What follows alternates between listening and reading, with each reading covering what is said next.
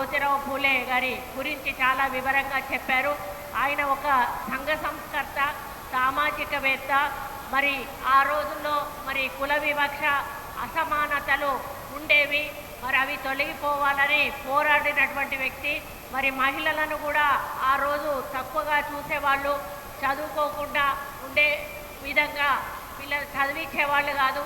ఆ సమయంలో ఆయన తప్పకుండా మహిళలు చదువుకోవాలి అనేటువంటి ఒక ఆలోచనతోటి ఆయన భార్యనే టీచర్గా చేసి మరి ఆయన భార్య ద్వారానే అమ్మాయిలకు చదువు నేర్పించి ఒక స్కూల్ కూడా ఆయన హయాంలో నిర్మించి అప్పటి నుంచే మరి మహిళలను ప్రోత్సహించినటువంటి మరి వ్యక్తి ఆయన.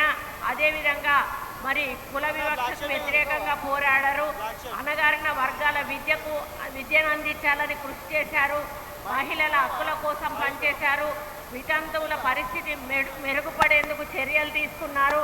అంటరాని తనాన్ని తీవ్రంగా వ్యతిరేకించారు. కార్యక్రమాల్లో వారు సామాజికవేత్తగా చాలా మరి కార్యక్రమాలు చేయడం జరిగింది. మరి ఈరోజు మనం గర్వపడాల్సిన రోజు.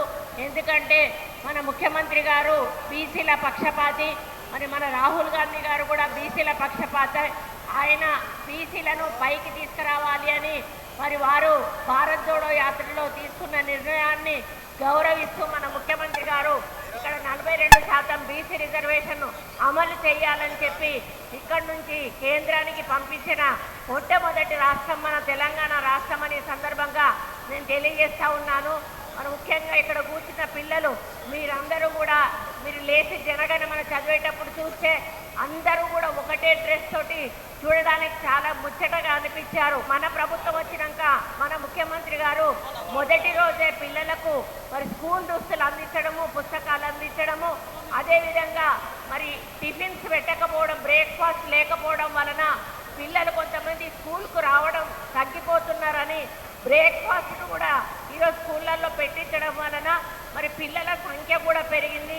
మధ్యాహ్న భోజనం కూడా ఒక మంచి మరి మెను ఏర్పాటు చేసి దానికి కూడా నిధులు మరి కేటాయించి ఎక్కువ ఈరోజు మనకు కాస్మెటిక్స్కు కానీ ఫుడ్కు కానీ మరి డబ్బులు పెంచి ఈరోజు మంచి నాణ్యమైన ఫుడ్ను మీకు అందిస్తూ మరి మంచి ఇంగ్లీష్ విద్యని మీకు అందిస్తూ మరి ముఖ్యంగా మహిళలు గర్ల్స్ బాగా చదవాలి అని చెప్పి మరి వారు ఎంతో పట్టుదలతోటి వారి యొక్క నిర్ణయాలు తీసుకుంటా ఉన్నారు. కానీ ఉచిత కరెంటు కానీ మరి ఇటువంటివి ఇస్తూ ప్రోత్సహిస్తూ మనల్ని ముందుకు నడిపిస్తూ ఉన్నారు.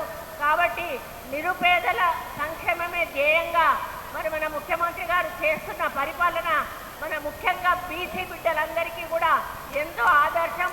కాబట్టి మన బీసీ బిడ్డలందరం కూడా ఆయన ఆశీస్సులతో మరియు సంతోషంగా ముందుకు పోతా ఉన్నాం. కాబట్టి వారి ఆశీస్సులు మనకు ఎల్లవేళలా ఉండాలని అది చరిత్రలో నిలిచిపోయే రోజు.